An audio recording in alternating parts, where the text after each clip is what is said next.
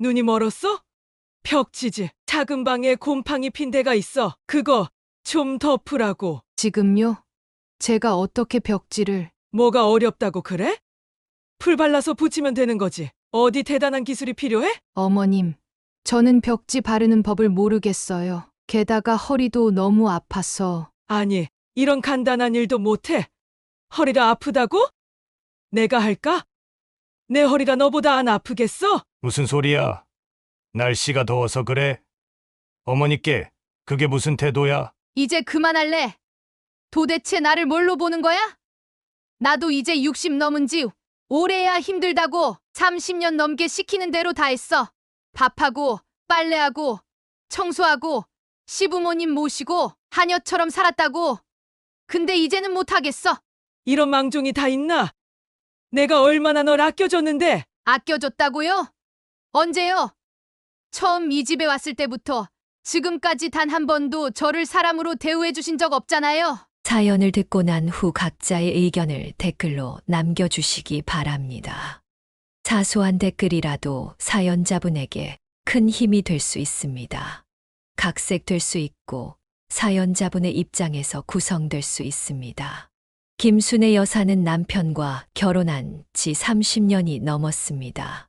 그녀는 60세가 된 지금까지도 시집살이에 시달리고 있었고, 그것은 현재 진행형이었습니다.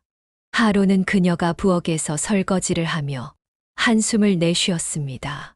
아이고, 이제 그만 좀 쉬었으면 환갑이 코앞인데 아직도 시집살이라니. 남편은 신문을 보며 무심하게 대답했습니다. 뭘 또 한숨이야? 누구나 다 사는 거지. 우리 어머니도 그렇게 살았잖아. 그녀는 말없이 그릇을 닦았습니다.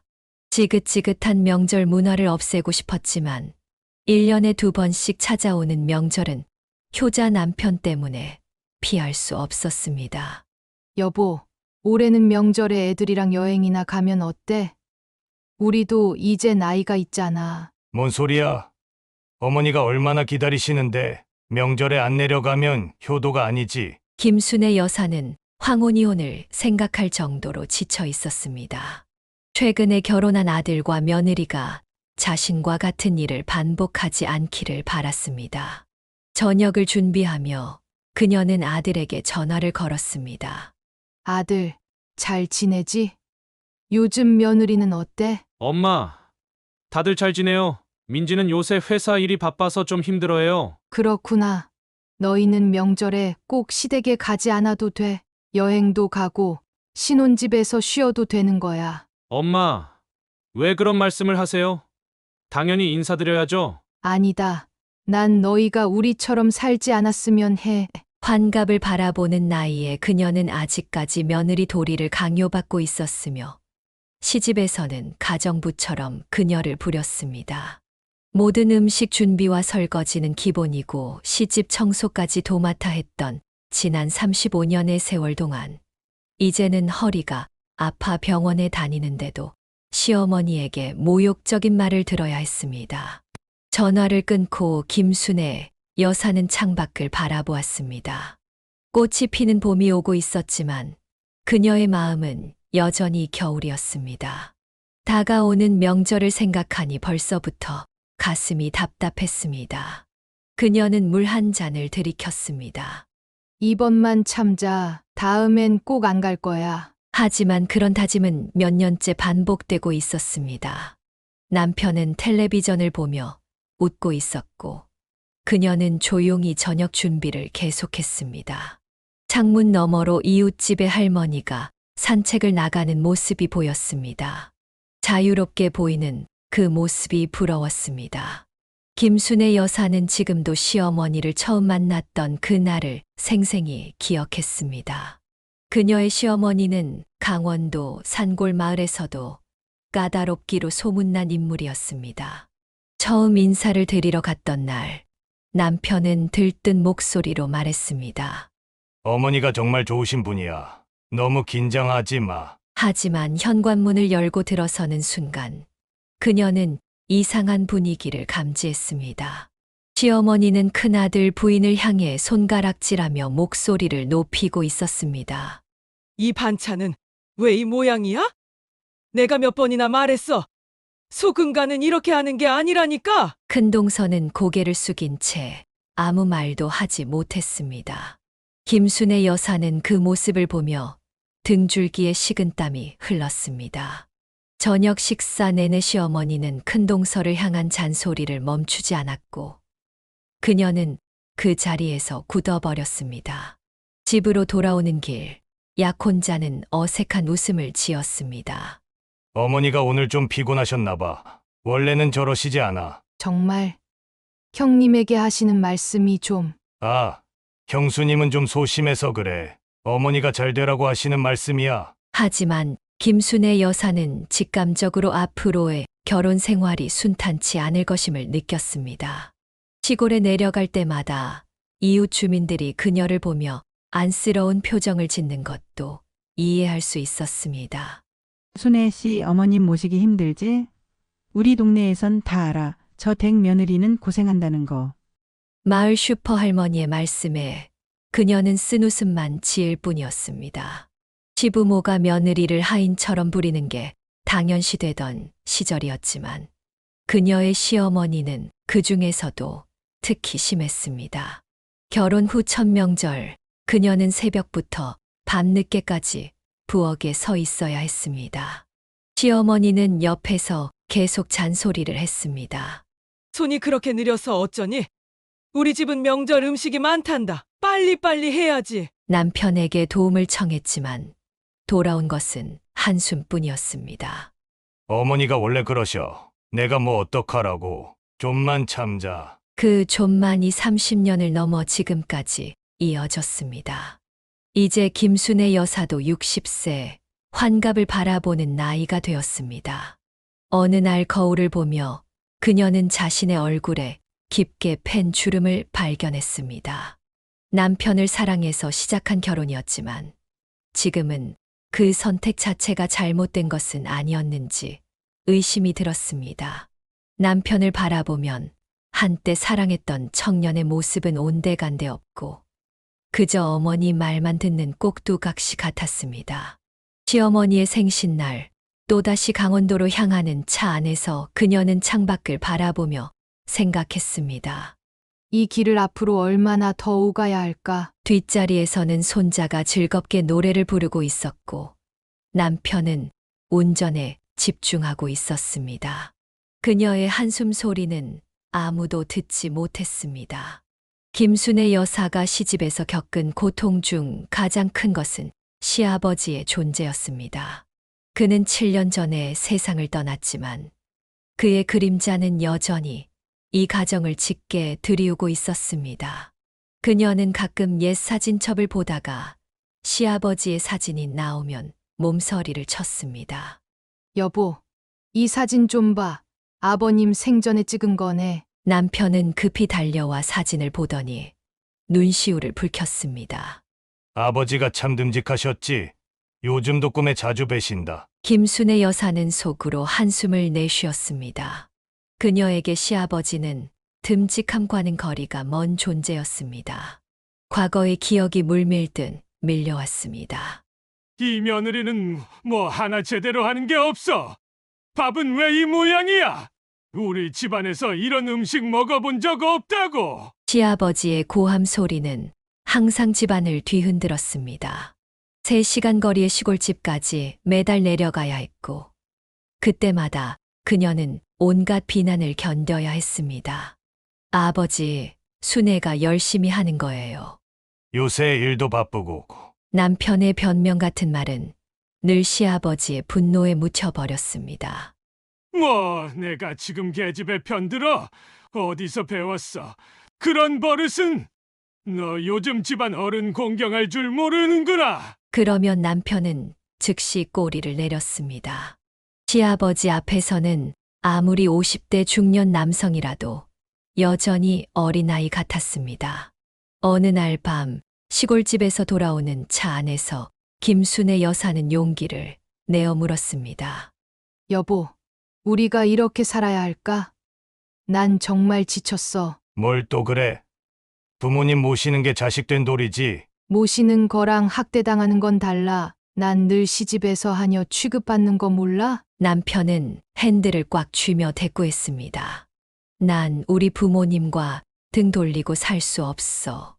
알잖아, 형님도 똑같이 부모님 말씀만 듣잖아. 형제가 똑같아. 다 효자병 걸렸어. 남편이 갑자기 차를 세웠습니다. 그의 눈에는 분노가 서려 있었습니다. 효자병. 그게 뭐야? 부모님 공경하는 게 병이라고? 뭔 친정에도 안 가면서 왜 우리 집에만 그래? 김순의 여사는 말문이 막혔습니다. 부모님은 이미 돌아가셨고 형제자매도 멀리 살고 있었습니다. 그녀에게는 이 가정밖에 없었습니다. 시골집에서는 시숙도 시아버지와 다를 바 없었습니다. 형님이 암으로 세상을 떠난 후 시숙은 더욱 까다로워졌습니다. 명절이면 언제나 김순의 여사만 부엌에 홀로 남겨져 있었습니다. 형님은 운이 좋았어. 먼저 가셔서. 가끔 그런 생각이 들다가도 죄책감에 얼른 마음을 다잡곤 했습니다. 그녀도 알고 있었습니다. 남편의 여동생이 어릴 때 사고로 죽은 뒤 시어머니가 아들들에게 쏟는 집착적인 사랑이 어디서 비롯된 것인지를. 우리 딸이 살아있었으면 지금쯤 30이 넘었을 텐데. 시어머니가 가끔 중얼거리는 말을 들으면서도 그 슬픔이 며느리를 괴롭히는 이유가 될 수는 없다고 생각했습니다. 더욱이 시어머니는 딸을 잃은 슬픔을 거의 표현하지 않았습니다. 저녁 식사 후 김순의 여사는 문득 남편에게 물었습니다.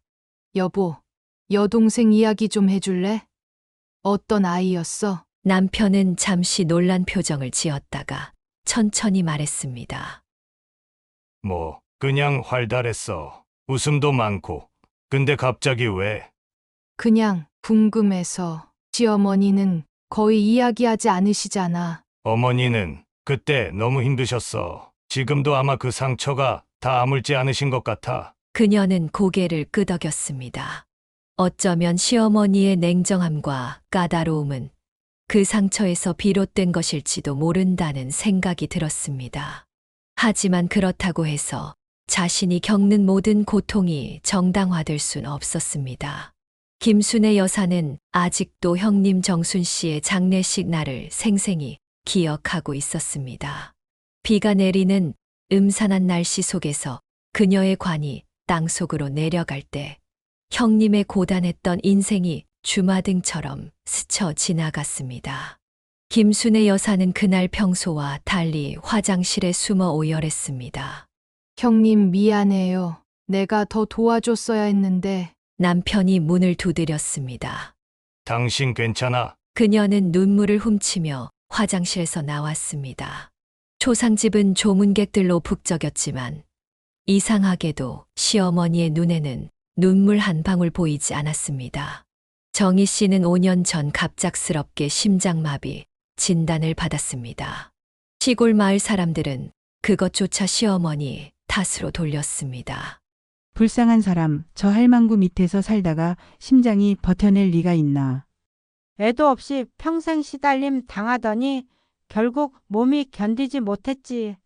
이런 말들이 동네에 퍼졌지만 시어머니는 모르는 척했습니다. 아니, 어쩌면 알면서도 무시했는지도 모릅니다. 장례식 이틀 후 김순의 여사는 시숙과 우연히 마주쳤습니다. 그의 눈은 충혈되어 있었고 얼굴은 평소보다 더 창백했습니다. 아주버님, 괜찮으세요? 좀 쉬세요. 시숙은 한참을 말없이 앉아 있다가 겨우 입을 열었습니다. 내가 정의를 더 챙겨줬어야 했는데.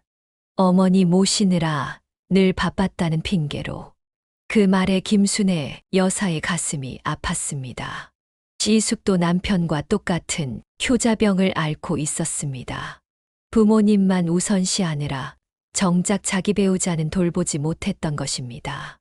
어느 날 저녁 남편과 함께 차를 타고 가다가 김순의 여사는 조심스럽게 물었습니다. 여보, 형님이 돌아가시고 아주버님 많이 힘들어 하시더라. 그럼 30년 넘게 함께 산 사람인데 근데 생각해 본 적 있어? 형님이 왜 그렇게 일찍 가셨는지. 남편은 운전대를 꽉 쥐었습니다. 갑자기 왜 그런 얘기를 해? 사람이 다 때가 되면 가는 거지. 동네 사람들은 시어머님 때문이라고 수군거려. 자식이 없다고 평생 구박받고. 헛소리 마. 우리 어머니가 그렇게 나쁜 사람이야. 그녀는 더 이상 말하지 않았습니다.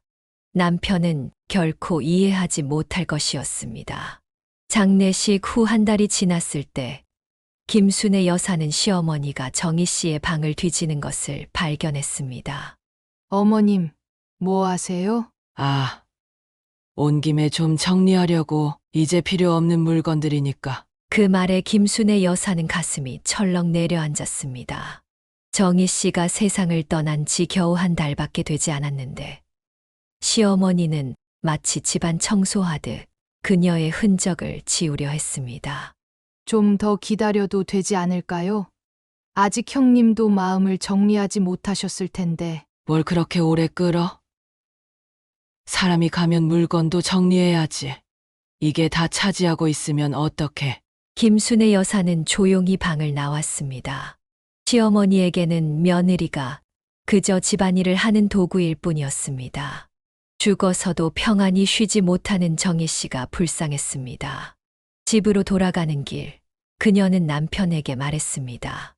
난 죽어도 너희 집 묘지에 묻히기 싫어. 남편은 놀란 표정으로 그녀를 바라보았습니다. 갑자기 무슨 소리야? 형님처럼 살다가 형님처럼 죽고 싶지 않아. 내가 언제 죽든 내 고향에 묻어줘. 그날 밤 김순애 여사는 꿈에서 정희 씨를 만났습니다. 꿈속에서 정희 씨는 웃고 있었습니다. 그 모습이 너무 평화로워 보여서 오히려 더 슬펐습니다. 자식이 없어 평생 구박받으며 살았던 정희 씨. 60대의 젊은 나이에 세상을 떠난 그녀를 생각하며 김순애 여사는 자신의 삶도 되돌아보게 되었습니다. 김순애 여사의 평온했던 일상은 어느 화요일 오후 갑작스러운 전화벨 소리와 함께 깨졌습니다. 그녀가 전화를 받자마자 시어머니의 날카로운 목소리가 수화기를 타고 흘러나왔습니다. 순애야, 호연이가 다음 달에 결혼한데 너는 알고 있었니? 김순애 여사는 잠시 당황했습니다. 아들이 결혼 이야기를 꺼낸 적은 있었지만 이렇게 급작스럽게 진행될 줄은 몰랐습니다. 네. 호연이가 여자친구 있다고는 했는데 결혼 날짜까지 정했다고는. 시어머니의 목소리가 더욱 날카로워졌습니다. 이게 무슨 소리야? 내 손자가 결혼한다는데 왜 소식이 없어? 너희들 다 알고 있으면서 나만 모르게 하는 거야? 아니에요. 어머님, 저도 방금 알았어요. 호연이한테 물어볼게요. 물어보긴 뭘 물어봐. 이번 주말에 당장 내려와. 결혼 준비 얘기도 해야 하고 집안 어른으로서 내가 봐야지. 김순애 여사는 한숨을 삼키며 대답했습니다. 호연이가 바쁘다고 하면 어떡하죠? 요즘 병원에서 환자들이 많아서. 바쁘다고? 그런 핑계가 어디 있어? 결혼은 집안 어른 허락 받고 해야지. 당장 내려오라고 해. 전화가 갑자기 끊겼습니다. 김순애 여사는 한참 동안 멍하니 전화기를 바라보았습니다. 이런 상황을 너무 잘 알고 있었기에 마음이 무거웠습니다. 남편이 퇴근하자마자 그녀는 상황을 설명했습니다.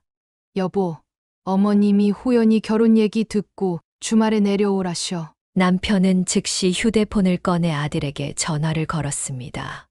호연아, 이번 주말에 할머니 뵈러 가자. 내 결혼 얘기 때문에 할머니가 보자고 하셔. 아들의 목소리가 조금 망설이는 듯했습니다. 아빠, 이번 주말엔 당직이라 못 가요. 다음 주는. 무슨 소리야?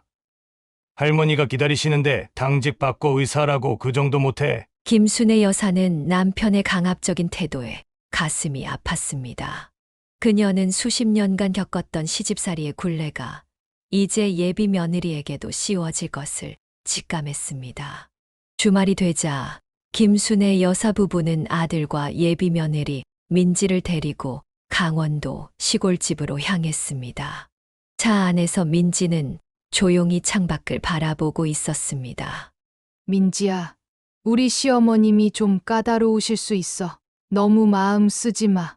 김순애 여사가 조심스럽게 말했지만 그녀의 경고는 현실에 비하면 너무나 약한 것이었습니다. 시골집에 도착하자마자 시어머니는 민지를 훑어보며 말했습니다. 이렇게 말랐어? 우리 집안은 자식 낳기 힘들었는데 너는 괜찮겠어? 민지의 얼굴이 창백해졌고 호연은 불편한 기색을 감추지 못했습니다.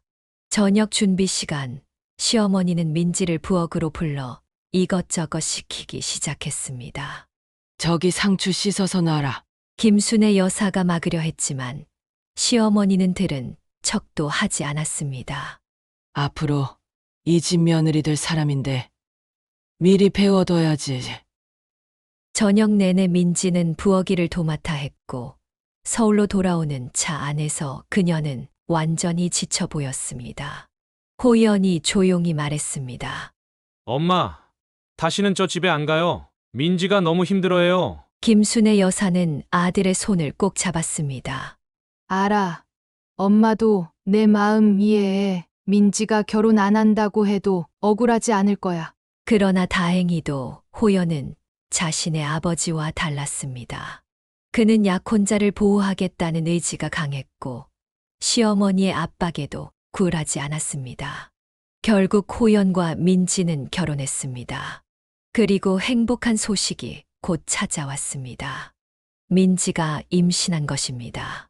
이 소식은 시골에 내려가지 않아도 되는 완벽한 핑계가 되었습니다. 의사 선생님이 민지 상태가 불안정해서 장거리 이동은 삼가라고 하셨어요. 호연이 전화로 할머니께 전하자 시어머니는 불만을 터뜨렸지만 손주의 건강 앞에서는 어쩔 수 없었습니다. 그날 밤 김순애 여사는 조용히 웃었습니다. 적어도 민지는 자신처럼 30년을 시집살이하며 살지는 않을 것 같았습니다. 그녀의 아들은 다행히 자신의 남편과 달랐기 때문입니다. 추석이 일주일 앞으로 다가왔습니다. 김순애 여사는 벌써부터 속이 터질 것 같았습니다. 그녀는 주방에서 설거지를 하며 가끔씩 허리를 붙잡고 인상을 찌푸렸습니다. 몇 달 전부터 디스크 통증이 심해져 병원에 다니고 있었지만 명절이 다가올수록 스트레스로 증상이 더 악화되는 것 같았습니다. 저녁 식사 후 그녀는 용기를 내어 남편에게 말을 꺼냈습니다. 여보, 올해 추석에는 내가 좀 집에 있으면 안 될까? 허리가 너무 아파서. 남편은 신문을 보다가 고개를 번쩍 들었습니다. 뭐? 명절에 어떻게 안 내려간다고? 정신이 있는 거야? 없는 거야? 나 요즘 병원 다니잖아. 의사가 무리하지 말라고 했어. 남편은 신문을 탁 내려놓았습니다. 의사가 뭘 한다고? 허리가 아프면 더 움직여야 좋아지는 거야. 그리고 명절에 어머니 혼자 두면 어떡해? 형수님도 안 계신데. 김순애 여사는 한숨을 깊게 내쉬었습니다. 내 나이 60도 훨씬 넘었어. 솔직히 힘들어. 명절마다 내려가는 것보다 평소에 가끔씩 찾아뵙는 게 어떨까? 평소에도 충분히 내려가잖아. 어머니 생신, 어버이날, 제사, 명절은 1년에 딱 2번뿐인데 그거마저 안 가겠다고? 그녀는 반박하려다가 이내 포기했습니다. 30년 넘게 같은 말싸움을 해왔지만 결과는 항상 같았습니다. 남편은 자신의 어머니를 위해서라면 아내의 건강쯤은 신경 쓰지 않았습니다. 명절 전날 김순애 여사는 새벽부터 일어나 음식을 준비했습니다. 한우 갈비, 과일, 떡 등을 바리바리 싸서 차 트렁크에 실었습니다. 남편은 기분이 좋은지 콧노래를 부르며 운전석에 앉았습니다. 어머니가 얼마나 좋아하실까? 오랜만에 갈비 사들고 가니 그녀는 말없이 조수석에 앉았습니다. 3시간의 고속도로 주행 동안 그녀는 점점 가까워지는 시골집을 생각하며 불안감이 커졌습니다. 마침내 도착했을 때 시골집 마당은 잡초가 무성했고 현관 앞에는 오래된 신발들이 어지럽게 놓여 있었습니다. 문을 열자마자 퀴퀴한 냄새가 코를 찔렀습니다. 어머님, 저희 왔어요. 남편이 크게 외쳤습니다. 거실에서는 시숙이 소파에 누워 텔레비전을 보고 있었고 그는 고개만 살짝 돌려 인사했습니다. 왔어. 어머니는 부엌에 계셔. 김순의 여사가 부엌으로 향하자 시어머니는 기다렸다는 듯이 물었습니다. 보연이는 어째 안 보이네. 아, 민지가 임신 중이라 의사가 안정을 취하라고 해서요. 다음에 오겠다고 했어요. 시어머니의 눈이 가늘어졌습니다. 핑계가 많구나. 요즘 젊은 것들은 가문 어른 공경할 줄 모른대. 며느리 교육은 어떻게 시킨 거야? 김순의 여사는 입술을 깨물었습니다. 자신의 며느리를 자신의 손으로 보호하고 싶었습니다.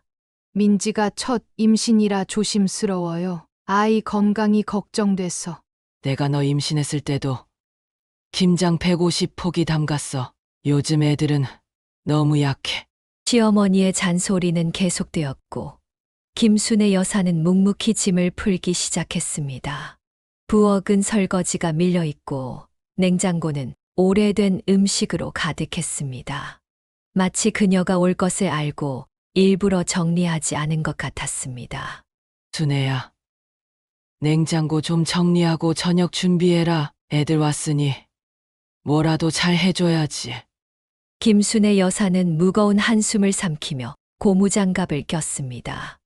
허리 통증이 다시 찾아왔지만 아무도 그녀의 고통에 관심을 가지지 않았습니다. 남편은 어머니와 웃으며 대화를 나누고 있었고 시숙은 여전히 텔레비전 앞에 앉아 있었습니다. 그녀 혼자 부엌에서 분주히 움직이며 생각했습니다. 저녁을 준비하며 그녀는 문득 자신의 인생이 어떻게 이렇게 되었는지 의문이 들었습니다. 왜 남편은 한 번도 그녀의 편이 되어주지 않았을까? 왜 그녀는 이 굴레에서 벗어나지 못했을까? 창밖으로 석양이 지고 있었습니다. 그녀는 잠시 손을 멈추고 그 붉은 빛을 바라보았습니다. 마치 그녀의 삶처럼 오늘도 서서히 저물어가고 있었습니다. 김순의 여사의 시골집에서의 하루는 새벽부터 시작되었습니다. 아직 해도 뜨지 않은 이른 아침, 시어머니가 일부러 그릇을 부딪히는 소리에 잠에서 깼습니다. 그녀는 허리 통증을 느끼며 천천히 몸을 일으켰습니다.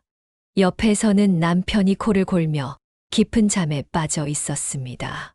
부엌으로 나가자 시어머니가 기다렸다는 듯이 말했습니다. 아이고, 드디어 일어났네. 다 뜨겠다. 이 시간까지 자고. 시계는 겨우 새벽 5시 30분을 가리키고 있었습니다. 어머님, 일찍 일어나셨네요. 제가 뭐부터 도와드릴까요? 우선 이 냉장고 좀 정리해. 너희가 가져온 갈비랑 음식들 넣을 자리가 없어. 김순의 여사는 가지고 온 아이스박스를 열고 한우 갈비와 과일들을 꺼냈습니다. 그러나 시어머니가 말한 대로 냉장고는 이미 오래된 반찬통과 음식물로 가득 차 있었습니다. 이걸 다 버려도 될까요? 유통기한이 한 달 지났는데. 버리긴 뭘 버려.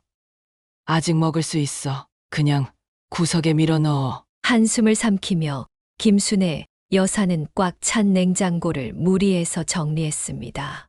그런 다음에는 바로 아침 식사 준비에 들어갔습니다. 오늘 뭐 해먹을 거냐?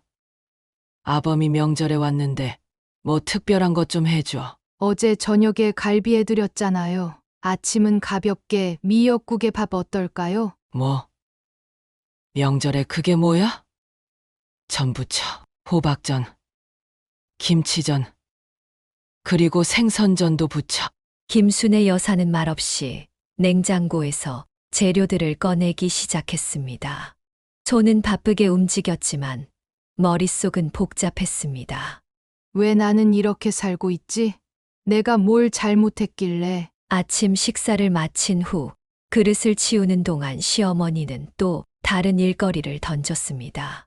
점심에는 갈비찜 좀 해라. 여기 아이스박스에서 꺼낸 한우로 김순의 여사가 설거지를 하는 동안 남편과 시숙은 거실에서 신문을 보며 담소를 나누고 있었습니다. 그녀는 허리 통증이 심해져 잠시 의자에 앉았습니다. 여보, 물 좀 가져다 줄래? 남편은 망설임 없이 대답했습니다. 저기 냉장고에 있잖아. 조금만 일어나면 되는데. 그 말에 시어머니가 끼어들었습니다. 아이고, 우리 아들 목마르댄다. 물 좀 떠다 줘라. 김순의 여사는 무거운 발걸음으로 냉장고에서 물을 꺼내 남편에게 건넸습니다. 시어머니의 눈에서는 이런 것도 못해주나라는 비난이 읽혔습니다. 점심 식사 준비도 그녀 혼자서 해야 했습니다. 갈비찜을 만들고 각종 나물을 무치고 찌개까지 끓였습니다. 손은 쉴 새 없이 바빴고 허리는 점점 더 아파왔습니다. 어머님, 잠시 앉아서 쉬어도 될까요? 허리가. 아이고, 그렇게 앉아만 있으면 일이 언제 끝나니? 나도 허리 아프다. 내 나이가 몇인데. 너보다 훨씬 많잖아. 시어머니의 말에 김순의 여사는 다시 일어나 요리를 계속했습니다. 점심 식사가 끝나고 설거지를 마치자 곧바로 저녁 준비에 들어가야 했습니다. 내일이 차례니까 오늘 미리 준비해둬야 해. 제사상에 올릴 나물 다듬어 놓고 전 부칠 준비도 해둬. 하루 종일 부엌에서 서 있던 김순의 여사는 저녁 식사 때 겨우 가족들과 함께 앉을 수 있었습니다. 그녀가 정성껏 차린 밥상이었지만 시어머니는 만족스럽지 않은 듯 했습니다. 이 반찬은 뭐야? 맛이 싱겁네. 소금도 제대로 못 넣어? 죄송해요. 남편이 요새 혈압이 있어서 싱겁게 했어요. 아이고, 그럼 따로 해주던가. 명절에 이게 뭐야? 김순의 여사는 목구멍에 뜨거운 것이 올라오는 것을 느꼈습니다. 60세의 나이에 이런 대접을 받아야 하는 현실이 너무 서글펐습니다.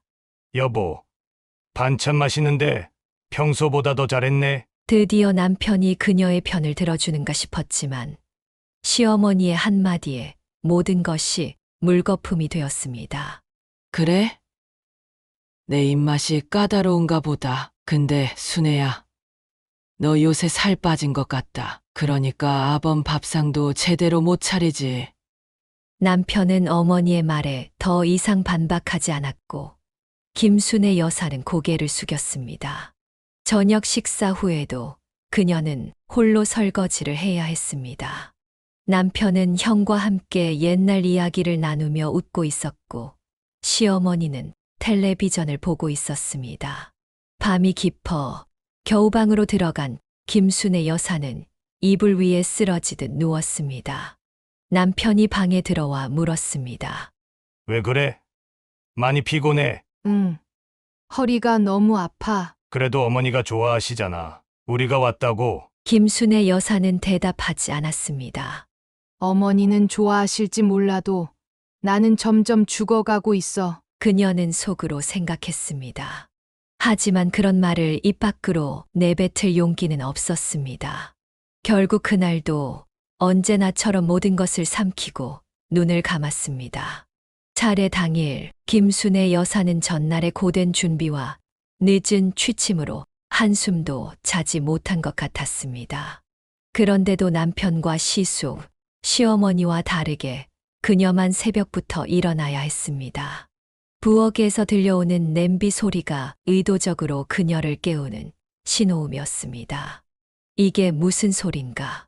그녀가 부엌에 들어서자 시어머니는 이미 서류를 펼쳐놓고 무언가를 검토하고 있었습니다. 드디어 일어났네. 여기 봐. 이게 우리 집안 전통 진설도야. 이대로 차례상 차려야 해. 김순의 여사는 눈을 비비며 종이를 살펴보았습니다. 복잡하게 그려진 차례상 배치도였습니다. 어머님, 작년에도 제가 차렸잖아요. 뭐? 작년에 내가 차린 거 보고 우리 선조님들이 얼마나 실망하셨겠어. 올해는 제대로 좀 해. 허리를 펴기도 힘든 상태로 그녀는 차례 음식을 준비했습니다. 작년과 똑같이 차렸는데도 시어머니는 끊임없이 잔소리를 했습니다. 과일은 저렇게 놓는 게 아니야. 조상님께 이런 무례가 어디 있어?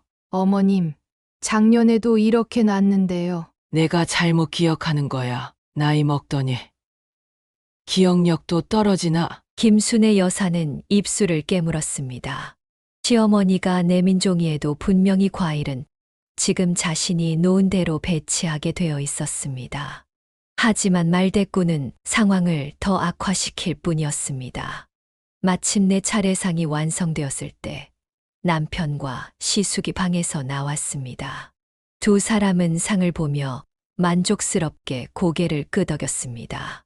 어머니, 상이 참 좋네요. 시숙의 말에 시어머니는 자랑스럽게 웃었습니다. 그럼 내가 아침부터 준비했지. 김순의 여사는 뒤에서 눈을 크게 떴습니다. 시어머니는 지시만 했을 뿐 손 하나 까딱하지 않았던 것을 누구보다 잘 알고 있었습니다. 하지만 그저 묵묵히 따뜻한 물을 떠다 드릴 뿐이었습니다. 차례가 시작되었고 남편과 시숙은 정중하게 절을 올렸습니다. 김순의 여사는 제사 내내 뒤에서 서서 술을 따르고 음식을 나르는 역할만 했습니다. 어쩌다 남편이 그녀를 돌아보며 미소를 지었지만 그것은 아내에 대한 감사보다는 차례가 원활하게 진행되는 것에 대한 안도감으로 보였습니다. 형님, 이제 삼원하셔야죠. 남편의 말에 시숙이 다시 절을 했습니다. 김순의 여사는 뒤에서 쟁반을 들고 기다렸습니다. 이 집에서 그녀는 가족의 일원이 아닌 일꾼 같은 존재라는 느낌이 강하게 들었습니다. 차례가 끝나고 모두가 가벼운 다과를 즐기는 동안 김순의 여사는 홀로 차례상을 치웠습니다. 설거지는 그녀의 몫이었고 남편과 시숙은 거실에서 옛날 이야기를 나누고 있었습니다. 이거 받아. 갑자기 시어머니가 나타나 김순의 여사에게 무언가를 내밀었습니다. 약봉지였습니다. 이거 허리에 좋다더라. 그 순간 김순의 여사는 잠시 당황했습니다. 시어머니가 자신의 허리 상태를 신경 써준 것이 처음이었습니다. 감사합니다, 어머님. 하지만 다음 순간 시어머니의 말이 그녀의 마음을 다시 얼어붙게 했습니다. 설거지 끝나면 마당도 좀 쓸어. 작년보다 더럽네. 뜨거운 물에 장시간 손을 담그다 보니 손가락이 주름져 있었습니다. 설거지를 하면서 문득 자신의 처지가 서글퍼졌습니다. 이제 환갑을 앞둔 나이에도 여전히 이렇게 시집살이를 하고 있다니. 여보, 허리 괜찮아? 남편이 부엌에 들어와 물었습니다. 김순의 여사는 잠시 희망을 품었습니다. 혹시 도와주려는 걸까? 많이 아파. 너무 오래 서 있어서. 그래? 내가 어머니한테 물어볼게. 어머니가 좋은 약 알고 있을지도 모르지? 그녀의 희망은 순식간에 물거품이 되었습니다. 남편은 도울 생각은 전혀 없었고 단지 어머니에게 다시 물어보겠다는 것뿐이었습니다.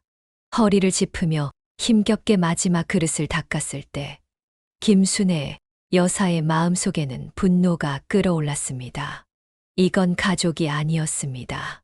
그녀는 그저 이 집의 하인에 불과했습니다. 김순의 여사는 설거지를 마치고 간신히 의자에 주저앉았습니다. 온몸이 쑤시고 아팠습니다. 특히 허리는 찌르는 듯한 통증이 계속되었습니다. 그녀는 잠시 눈을 감고 깊게 숨을 들이쉬었습니다. 잠시라도 쉬고 싶었습니다. 그때 시어머니가 무언가를 들고 부엌으로 들어왔습니다. 김순의 여사는 눈을 떴고 시어머니의 손에 들린 것을 보고 눈을 의심했습니다. 벽지 요리였습니다. 순애야, 이거 좀 발라줘. 김순의 여사는 어리둥절해서 벽지를 바라보았습니다. 이게 뭐예요, 어머님? 눈이 멀었어? 벽지지. 작은 방에 곰팡이 핀 데가 있어. 그거 좀 덮으라고. 지금요? 제가 어떻게 벽지를 시어머니는 눈을 흘겼습니다. 뭐가 어렵다고 그래? 풀 발라서 붙이면 되는 거지. 어디 대단한 기술이 필요해? 김순애 여사는 고개를 저었습니다. 그녀의 손은 설거지로 인해 이미 주름지고 갈라져 있었습니다. 허리는 만져도 아프고 머리는 지끈지끈 울렸습니다. 어머님, 저는 벽지 바르는 법을 모르겠어요. 게다가 허리도 너무 아파서. 아니, 이런 간단한 일도 못해. 허리가 아프다고? 내가 할까? 내 허리가 너보다 안 아프겠어? 시어머니의 말은 날카롭게 그녀의 가슴을 찔렀습니다. 김순애 여사는 마음속에서 분노가 끓어오르는 것을 느꼈습니다. 30년 넘게 시집살이를 하면서 시어머니의 모든 요구를 들어주고 살았지만 이건 너무했습니다. 저는 벽지 공사는 못해요. 남편한테 부탁하세요. 뭐라고? 남자한테 그런 거 시키라고? 말대꾸하는 거야, 지금? 시어머니의 얼굴이 붉게 변했습니다. 그때 남편이 부엌으로 들어왔습니다. 무슨 일이야? 왜 이렇게 시끄러워? 시어머니가 즉시 아들에게 하소연했습니다. 야, 내 마누라가 이렇게 말대꾸를 해. 작은 방 벽지 좀 발라달라고 했더니 못한다네. 요즘 며느리들은 다 이래? 남편은 한숨을 쉬며 아내를 바라보았습니다. 여보, 어머니 말씀 좀 들어드려. 얼마나 어려운 일이라고. 김순애 여사는 믿을 수 없다는 표정으로 남편을 바라보았습니다. 그녀의 손은 떨리기 시작했고 가슴 속에서는 용암처럼 분노가 끓어올랐습니다. 너도 할 수 있잖아. 왜 나한테만 시켜? 나 허리 아프다고 몇 번이나 말했어. 남편은 당황한 표정을 지었습니다. 아내가 이렇게 강하게 반발한 적이 거의 없었기 때문입니다. 무슨 소리야? 날씨가 더워서 그래? 어머니께 그게 무슨 태도야? 김순애 여사는 더 이상 참을 수 없었습니다. 그녀는 벌떡 일어나 벽지 롤을 바닥에 던졌습니다. 벽지가 바닥을 굴러 시어머니의 발 앞에 멈췄습니다. 이제 그만할래. 도대체 나를 뭘로 보는 거야? 나도 이제 60 넘은지 오래야 힘들다고. 시어머니와 남편은 놀란 표정으로 그녀를 바라보았습니다. 김순애 여사의 눈에서는 눈물이 흘러내렸습니다. 30년 넘게 시키는 대로 다 했어. 밥하고 빨래하고 청소하고 시부모님 모시고 하녀처럼 살았다고. 근데 이제는 못하겠어. 시어머니가 입을 열었습니다. 이런 망종이 다 있나? 내가 얼마나 널 아껴줬는데. 아껴줬다고요? 언제요? 처음 이 집에 왔을 때부터 지금까지 단 한 번도 저를 사람으로 대우해 주신 적 없잖아요. 시어머니의 얼굴이 창백해졌습니다. 남편은 아내의 팔을 잡으려 했지만 김순애 여사는 그의 손을 뿌리쳤습니다. 나 더 이상 이러고 싶지 않아. 환갑도 다 된 나이에 벽지 바르라고? 너희 집 하녀가 아니라고. 여보, 진정해. 어머니 앞에서. 왜? 어머니 앞이라서 내가 참아야 해. 내가 죽을 때까지 이렇게 살아야 한다고 생각해. 김순애 여사는 부엌을 나와 방으로 향했습니다. 그녀는 서랍에서 휴대폰과 지갑만 꺼내 가방에 넣었습니다. 남편이 당황해서 따라왔습니다. 뭐 하는 거야? 어디 가려고? 집에 갈 거야. 더 이상 못 견디겠어. 갑자기 왜 이래? 명절인데 어떻게 가? 그녀의 눈에서는 결연한 빛이 번쩍였습니다. 이제 명절에 안 내려올 거야. 당신은 오든 말든 알아서 해. 시어머니가 방문 앞에 나타났습니다. 뭐, 감히 내가. 이게 무슨 폐륜이야? 김순애 여사는 시어머니를 똑바로 바라보았습니다. 폐륜이요? 며느리가 시어머니 노예인가요? 저도 사람이에요. 이제 그만하고 싶어요. 그녀는 가방을 들고 현관으로 향했습니다. 남편이 당황해서 그녀의 팔을 잡았습니다. 여보, 제발. 어머니께 사과해. 나중에 후회할 일 만들지 마. 김순애 여사는 고개를 저었습니다. 후회. 내가 후회하는 건 진작 이러지 않은 거야. 나도 이제 나만의 삶을 살고 싶어. 그녀는 남편의 손을 뿌리치고 현관문을 열었습니다. 뒤에서 시어머니의 고함 소리가 들렸지만 그녀는 돌아보지 않았습니다. 마당을 지나 대문을 나서는 순간 이상하게도 가벼운 느낌이 들었습니다. 마치 30년간의 무거운 짐을 내려놓은 것 같았습니다. 김순애 여사는 터미널에서 3시간을 기다린 끝에 서울행 버스를 탈 수 있었습니다. 그녀는 창가에 앉아 흘러가는 강원도의 산세를 바라보았습니다. 휴대폰은 진동이 멈추지 않았지만 그녀는 한 번도 꺼내보지 않았습니다. 마음속 깊은 곳에서 무언가가 끊어지는 느낌이 들었습니다.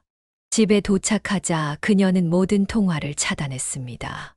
시어머니의 전화가 끊임없이 왔지만 그녀는 한 번만 받았을 뿐입니다. 내가 어떻게 이럴 수 있어? 당장 내려와서 사과해. 죄송합니다만 저는 이제 그만두겠습니다. 더 이상의 전화는 받지 않을 거예요. 그녀는 시어머니의 분노에 찬 목소리를 끊어버렸고 이후 모든 연락을 차단했습니다. 남편은 하루 더 시골에 머물다 돌아왔습니다. 그의 표정은 지쳐 있었고 분노가 서려 있었습니다. 도대체 무슨 생각이야? 어머니가 얼마나 상처받으셨는지 알아? 난 30년 동안 상처받았어. 이제 그만하려고. 남편의 얼굴이 붉게 변했습니다. 이게 다 뭐야? 이혼이라도 하겠다는 거야. 김순애 여사는 잠시 침묵했다가 조용히 대답했습니다. 그래. 너희 집 식모 노릇 안 할 거라면 이혼해도 상관없어. 그 말에 남편은 크게 놀랐습니다. 그는 아내가 이렇게까지 결심할 줄은 몰랐던 것 같았습니다. 그러더니 갑자기 풀이 죽어 소파에 주저앉았습니다. 당신 진짜 날 버리겠다는 거야? 버린다기보다는 나를 찾으려는 거야. 60년 살면서 30년을 남의 집 하녀처럼 살았어. 이제는 김순애로 살고 싶어. 다음 날 김순애 여사는 이혼 서류를 준비했습니다. 남편이 그것을 보고 경악했지만 그녀의 눈빛은 바뀌지 않았습니다. 결국 남편은 더 이상 그 이야기를 꺼내지 않았고 마치 금기어가 된 것처럼 두 사람 사이에서 이혼 이야기는 사라졌습니다. 시간이 흘러 1년 후 며느리 민지가 아들을 낳았습니다. 호연과 민지는 추석에 김순애 여사의 집에 오겠다고 전화했습니다. 어머니, 이번 추석에 손자 데리고 찾아뵐게요. 오지 마, 민지야. 네. 왜요? 추석은 여행 가기 좋은 날이야. 나도 제주도 갈 거고. 너희도 호연이랑 아기 데리고 좋은 데 가서 쉬어. 하지만 명절인데. 명절이 뭐 특별해? 그냥 쉬는 날이지. 너도 이제 시집살이 하지 말고 너희 가족끼리 행복하게 지내. 전화를 끊고 김순애 여사는 만족스럽게 웃었습니다. 민지에게 자신과 같은 고통을 물려주지 않을 수 있어 기뻤습니다. 그로부터 한 달 후 시아버지의 제사가 있었습니다.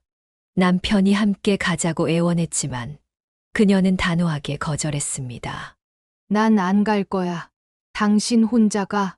남편은 결국 혼자 시골로 내려갔고 그날 저녁부터 시어머니와 남편의 전화가 폭주했습니다. 하지만 김순애 여사는 전화기를 꺼버렸습니다. 다음 날 돌아온 남편은 피곤한 표정으로 웃기 같은 소식을 전했습니다. 어머니가 제사상을 거의 못 차렸어. 황태포 몇 개에 과일 몇 개, 시장에서 사온 나물 몇 가지가 전부였대. 김순애 여사는 냉소적으로 웃었습니다. 그럼 다음부터는 제사도 명절도 없어지겠네. 그 말에 남편이 얼굴을 붉히며 화를 냈습니다. 당신이 가서 해주면 되잖아. 그게 뭐가 어려워? 내가 왜? 평생 했잖아. 이제는 당신이 하든지, 당신 어머니가 하든지 해. 난 이제 그만. 남편은 정말 화가 났지만 김순애 여사가 이혼 서류 파일을 슬쩍 들어보이자 입을 다물었습니다. 그 후로 시집 이야기는 완전히 금기가 되었습니다. 시간이 지나자 놀랍게도 시어머니가 남편을 통해 화해의 손길을 내밀었습니다.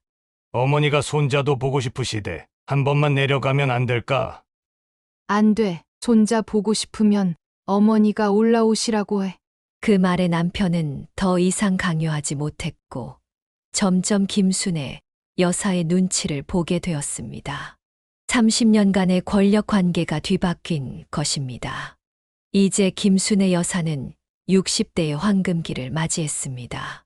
그녀는 취미 생활을 시작했고 친구들과 여행을 다니며 그동안 억눌러 왔던 자신의 삶을 찾아가고 있었습니다. 남편도 점차 변하기 시작했습니다. 그는 이제 집안일을 돕고 아내를 배려하는 법을 배우고 있었습니다. 그녀는 따뜻한 차를 한 모금 마셨습니다. 이제 그녀의 얼굴에는 편안함과 자유로움이 묻어났습니다. 한 번뿐인 인생, 남은 시간만큼은 자신을 위해 살기로 결심한 그녀의 선택은 옳았습니다. 두 번째 사연입니다. 김소희 씨는 평범한 중산층 가정에서 태어났습니다. 그녀의 부모님은 맞벌이를 하느라 항상 바빴고, 그래서 할머니가 소희와 오빠를 거의 키웠습니다. 출근 준비로 분주한 아침 시간, 부모님 대신 할머니가 소희의 머리를 빗어주고 등교 준비를 도왔습니다. 학교가 끝나고 집에 돌아오면 할머니는 항상 따뜻한 미소로 그녀를 맞이했습니다. 소희야, 학교 어땠어? 할머니가 내가 좋아하는 고구마 찐 거 있단다. 가방 내려놓고 먹어볼래? 소희는 할머니가 준비한 간식을 먹으며 학교에서 있었던 일들을 신나게 얘기했습니다. 그녀에게 할머니의 부엌은 세상에서 가장 안전하고 편안한 곳이었습니다. 할머니, 오늘 미술 시간에 선생님이 제 그림 제일 잘 그렸다고 칭찬해 주셨어요. 우리 소희가 그림도 잘 그리는구나. 할머니는 소희가 하는 모든 게 다 자랑스럽단다. 저녁 시간이 되면 세 사람은 작은 밥상에 둘러앉아 함께 식사를 했습니다. 할머니는 소희와 오빠가 좋아하는 반찬을 항상 하나씩 준비했고, 두 손주의 밥그릇에 반찬을 골고루 얹어 주었습니다. 부모님이 야근으로 늦게 들어오는 날이면 할머니는 소희와 오빠에게 옛날 이야기를 들려주었습니다. 소희는 할머니의 무릎을 베고 누워 그 이야기에 푹 빠져들곤 했습니다. 옛날 옛적에 착한 마음씨를 가진 소녀가 살았단다. 그 소녀는 우리 소희처럼 똑똑하고 예뻤지. 잠자리에 들 시간이 되면 할머니는 두 손주를 따뜻한 이불 속에 눕히고 자장가를 불러주었습니다. 그녀의 목소리는 비록 떨리고 나이 들었지만 소희에게는 가장 아름다운 음악이었습니다. 우리 소희 자장자장. 깊은 잠에 들거라. 할머니가 지켜줄게. 사랑스런 우리 아가. 주말이면 할머니는 소희와 오빠를 데리고 근처 공원으로 산책을 나갔습니다. 그녀는 비록 걸음이 느렸지만 손주들의 손을 꼭 잡고 자연의 아름다움을 가르쳤습니다. 할머니, 저 꽃 이름이 뭐예요? 그건 민들레란다. 씨앗이 바람을 타고 날아가서 어디든 새 생명을 피울 수 있지. 소희도 그렇게 어디서든 활짝 피어날 거야. 이런 일상이 모여 소희의 어린 시절을 채웠습니다. 그녀는 비록 부모님과 함께하는 시간은 적었지만 할머니의 넘치는 사랑 속에서 행복하게 자랐습니다.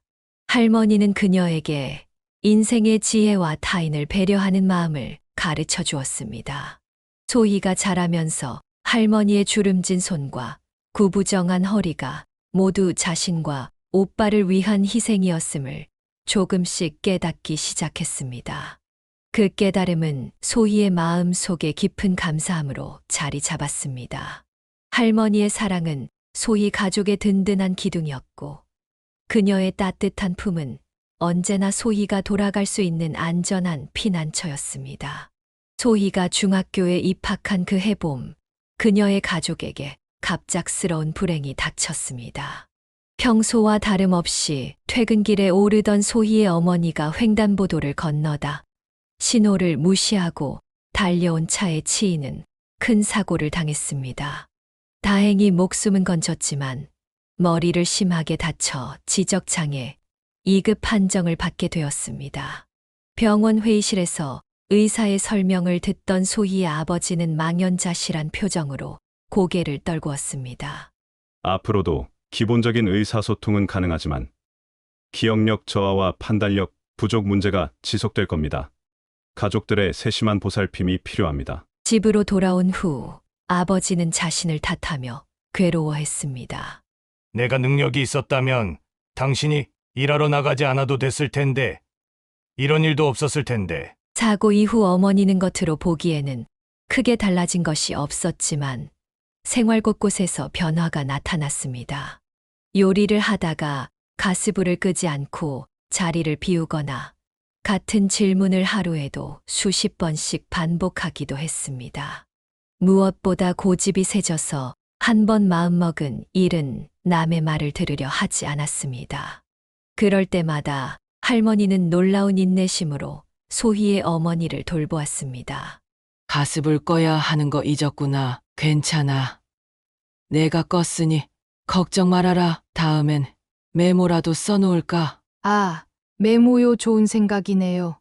근데 왜 가스불을 꺼야 한다고 했죠? 화재 위험이 있으니까 사용 후엔 꼭 꺼야 해요. 우리 가족 안전이 제일 중요하잖아요. 소희는 갑자기 변해버린 어머니를 보며 혼란스러웠습니다. 예전에는 자신을 꼭 안아주고 학교 이야기를 재미있게 들어주던 어머니가 이제는 간단한 일상 대화도 자주 잊어버리는 모습이 낯설었습니다.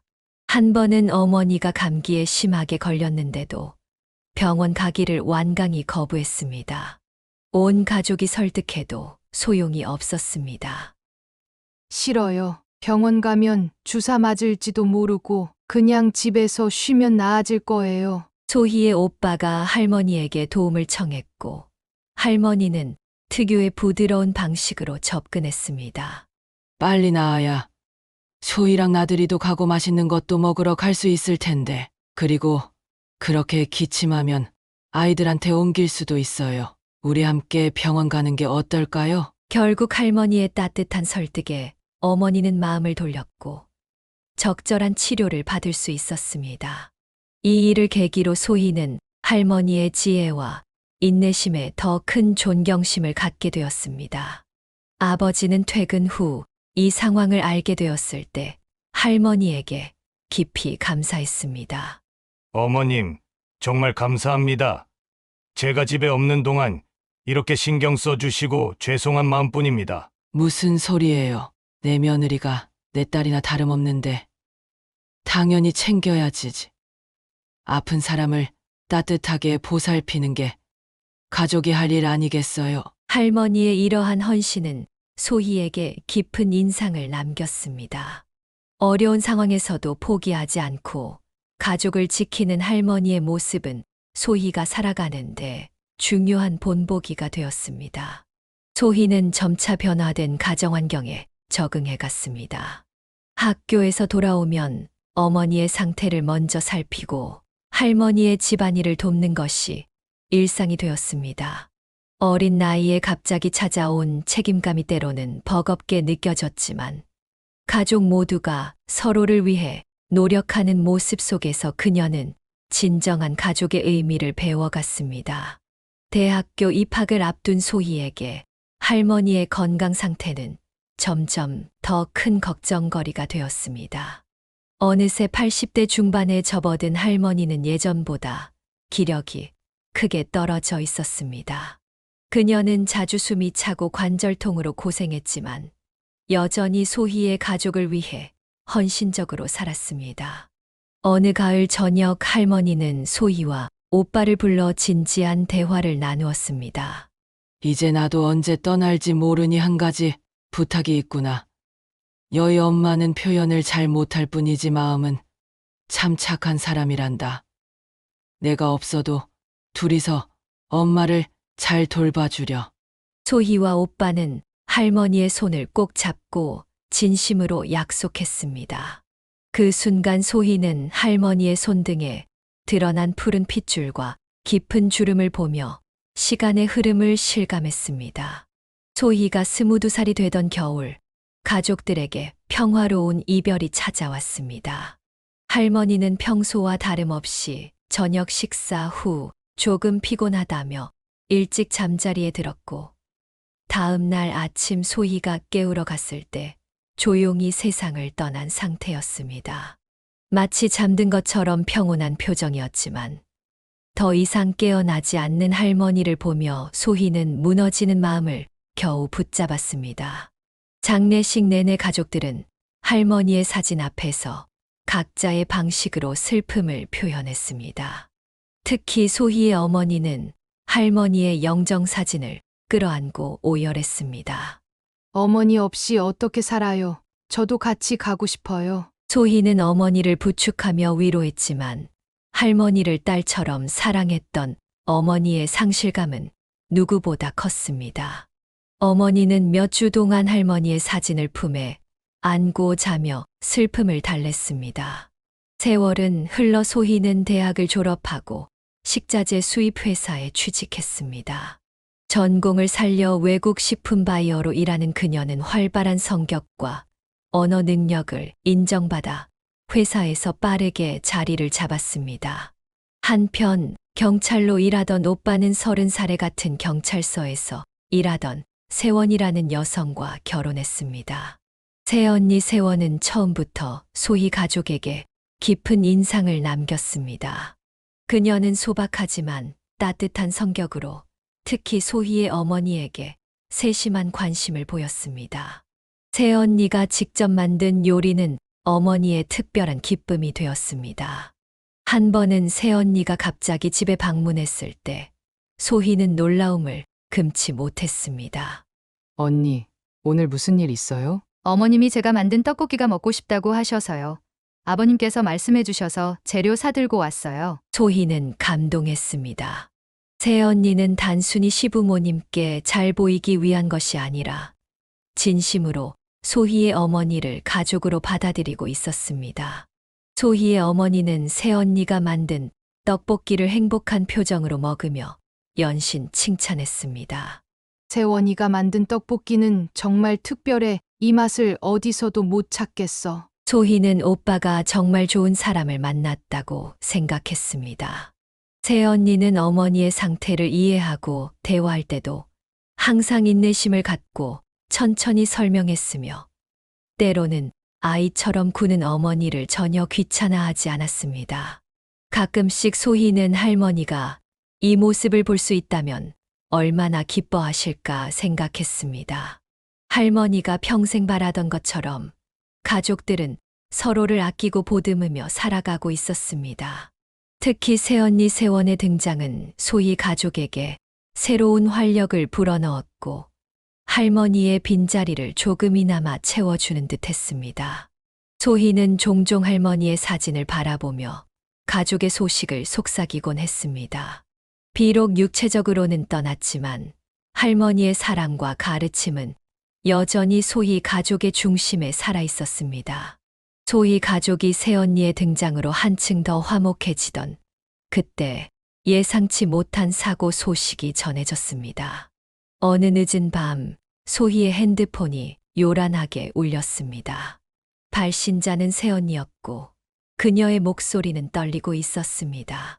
소희야, 오빠가 다쳤어. 지금 중앙병원 응급실이야. 빨리 와줘. 급하게 옷을 챙겨 입은 소희는 부모님께 상황을 설명하고 함께 병원으로 향했습니다. 알고 보니 오빠는 강도 사건 현장에 출동했다가 흉기를 든 범인을 제압하는 과정에서 복부와 팔에 심각한 자상을 입은 상태였습니다. 다행히 생명에는 지장이 없었지만 수술이 필요한 상황이었습니다. 병원 대기실에서 소희는 새언니가 의사와 이야기하는 모습을 지켜봤습니다. 평소 밝고 차분했던 새언니의 얼굴은 창백했고 눈가에는 눈물이 고여 있었지만 의사의 설명을 놓치지 않으려 필사적으로 집중하고 있었습니다. 의사가 떠난 후 새언니는 소희의 부모님 앞에서 흐느끼며 말했습니다. 걱정 마세요. 의사 선생님이 큰 혈관은 다치지 않았대요. 제가 무슨 일이 있어도 건강하게 회복시켜 드릴게요. 병원에서 계속 지킬 거예요. 수술은 성공적으로 끝났지만 오빠의 회복 과정은 쉽지 않았습니다. 팔의 신경이 손상되어 재활치료가 필요했고 복부 상처도 조심스러운 관리가 필요했습니다. 새언니는 경찰서에 휴가를 내고 병원에서 오빠의 곁을 지켰습니다. 그녀는 모든 간호사의 지시를 꼼꼼히 메모했고 오빠의 식사부터 투약, 운동까지 세심하게 챙겼습니다. 병상에 누워있던 오빠는 그런 새언니를 바라보며 미안함과 고마움을 표현했습니다. 당신 덕분에 하루하루 나아지는 것 같아. 빨리 회복해서 직장에 복귀할게. 가장으로서 이렇게 누워만 있으니 미안해. 소희는 병실을 드나들며 새언니의 헌신적인 모습을 지켜봤습니다. 때로는 새언니가 잠시 쉴 수 있도록 대신 오빠를 간호하기도 했고, 집에서 따뜻한 음식을 준비해 병원으로 가져가기도 했습니다. 그런 과정에서 소희는 새언니가 단순히 좋은 아내를 넘어 진정한 가족의 일원이 되었음을 실감했습니다. 한 번은 새언니가 잠시 자리를 비운 사이 오빠가 소희에게 마음을 털어놓았습니다. 세원이가 내 옆에 없었다면 이렇게 빨리 회복하지 못했을 거야. 매일 밤 내가 잠든 줄 알고 울면서 기도하더라. 나 정말 복받은 사람이지? 소희도 깊이 공감했습니다. 새언니는 위기 상황에서 더욱 빛나는 사람이었습니다. 약 4개월 후 오빠는 병원을 떠나 집에서 요양을 시작했고 점차 일상으로 복귀할 수 있었습니다. 처음에는 가벼운 사무 업무부터 시작했지만 재활치료의 효과와 새언니의 정성 덕분에 6개월 만에 현장 근무도 가능해졌습니다. 오빠가 완전히 회복한 후 소희 가족은 모두 모여 작은 축하 자리를 마련했습니다. 소희의 아버지는 새언니에게 특별히 감사의 마음을 전했습니다. 세원이 덕분에 우리 아들이 건강하게 돌아왔구나. 진심으로 고맙다. 새언니는 수줍게 웃으며 고개를 저었습니다. 당연한 일을 했을 뿐이에요. 저도 이 가족의 일원인걸요. 소희는 그날 저녁 새언니가 자신의 가족에게 얼마나 소중한 존재인지 다시 한번 깨달았습니다. 할머니가 떠난 빈자리를 채우는 새로운 보물이 생긴 것 같았습니다. 비록 또 다른 시련이 찾아왔지만 그 과정에서 가족의 유대는 더욱 단단해졌고 특히 새언니와의 관계는 시련을 통해 더욱 깊어졌습니다. 그날 밤 소희는 문득 할머니가 자신들을 지켜보고 있다는 느낌이 들었습니다. 할머니가 그토록 소중히 여겼던 가족의 의미를 새언니를 통해 다시 한번 배우게 된 것 같았습니다. 소희가 30을 앞둔 어느 봄날 그녀의 인생에 중요한 변화가 찾아왔습니다. 회사 동료의 소개로 알게 된 민호와 결혼을 하게 된 것입니다. 처음 만남에서 조용하고 따뜻한 미소를 지닌 민호는 소희에게 깊은 인상을 남겼고 1년간의 연애 끝에 그들은 평생을 함께하기로 약속했습니다. 민호는 도시 곳곳의 정원과 공원을 가꾸는 조경회사에서 일하는 전문 정원사였습니다. 그의 손길이 닿는 곳마다 아름다운 꽃과 나무들이 생기를 되찾는 것처럼 소희의 가족에게도 그는 새로운 활력을 불어넣었습니다. 결혼 후 소희와 민호는 집에서 그리 멀지 않은 아파트의 보금자리를 마련했습니다. 주말이면 거의 빠짐없이 소희의 부모님 댁을 방문했는데 민호는 항상 계절 과일이나 어머니가 좋아하는 간식거리를 사 들고 갔습니다. 그는 소희의 어머니 상태를 이해하고 늘 특별한 관심을 보였습니다. 한 번은 소희의 어머니가 민호에게 유독 애착을 보이며 말했습니다. 우리 사위랑 있으면 마음이 편안해. 내일 바로 가지 말고 하루 더 있다 가면 안 될까? 소희의 아버지가 당황하며 말렸습니다. 여보, 그렇게 부담스럽게 하면 어떻게 일하는 사람인데 주말에 쉬어야지. 하지만 민호는 오히려 기꺼이 응했습니다. 괜찮아요. 어머님 내일 회사에 전화해서 휴가 내고 하루 더 있을게요. 어머님이랑 같이 근처 공원도 구경하고 싶었어요. 그 말에 소희의 어머니는 아이처럼 기뻐했고 소희는 남편의 배려에 다시 한번 감동했습니다. 민호는 요리에 관심이 많았는데 소희의 어머니가 만든 음식은 어떤 것이라도 맛있게 먹어주었습니다. 한 번은 어머니가 아침 일찍 일어나 된장찌개를 끓였는데 맛이 짜고 재료도 어울리지 않게 들어가 있었습니다. 소희와 아버지는 어쩔 수 없이 조금씩 먹는 척했지만 민호는 정말로 맛있게 먹었습니다. 어머님, 이 된장찌개 정말 구수하고 맛있네요. 아침부터 이런 걸 먹으니 하루 종일 힘이 날 것 같아요. 어머니는 그 말을 듣고 얼굴 가득 미소를 지었습니다. 다들 맛없다고 하는데 역시 우리 사위가 제일 착하네. 앞으로 자주 끓여줄게. 집으로 돌아오는 길에 소희가 물었습니다. 정말 맛있었어? 솔직히 좀 이상했잖아. 민호는 진지하게 대답했습니다. 맛의 문제가 아니야. 어머님이 우리를 위해 정성껏 준비하신 거잖아. 그 마음이 느껴져서 정말 맛있게 느껴졌어. 그런 민호의 마음씨는 소희와의 관계에서도 드러났습니다. 그는 퇴근 후 항상 소희의 하루를 물어봐 주었고 소희가 피곤해 보이는 날에는 집안일을 자진해서 도맡아 했습니다. 오늘 회사에서 힘든 일 없었어. 피곤해 보이는데 저녁은 내가 준비할게. 넌 그냥 쉬어. 소희가 가끔 야근을 하고 늦게 들어오는 날이면 민호는 따뜻한 차와 간단한 야식을 준비해 맞이했습니다. 때로는 소희가 좋아하는 꽃으로 작은 꽃병을 채워놓기도 했습니다. 시간이 흐를수록 소희는 민호의 작은 배려와 꾸준한 노력이 얼마나 특별한 것인지 깨달았습니다. 그는 말보다 행동으로 사랑을 표현하는 사람이었고 소희의 가족을 자신의 가족처럼 소중히 여겼습니다. 특히 소희의 어머니를 대하는 태도는 참으로 감동적이었습니다. 그는 어머니의 반복적인 질문에도 인내심을 갖고 대답했고 어머니가 이해하기 쉽도록 천천히 설명해 주었습니다. 소희는 종종 민호가 자신의 아버지와 함께 어머니를 산책시키는 모습을 바라보며 할머니가 바라던 가족의 모습이 이어지고 있다는 생각에 마음이 따뜻해졌습니다. 민호의 가족들도 소희를 따뜻하게 맞아주었습니다. 시부모님은 소희를 친딸처럼 아껴주셨고 시동생 형수가 된 소희에게 존경심을 표했습니다. 하지만 한 사람만은 예외였습니다. 바로 소희의 동서 지연이었습니다. 지연은 소희보다 2년 먼저 결혼해 이미 3살배기 아들을 두고 있었고 소희가 시댁 식구가 되었을 때는 둘째를 임신한 상태였습니다.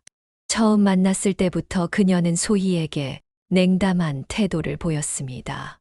시댁 가족들이 모인 자리에서 음식 준비를 할 때 지연은 언제나 임신을 핑계로 자리를 피했습니다. 형님, 저는 임신했으니까 주방일 안 해도 되죠?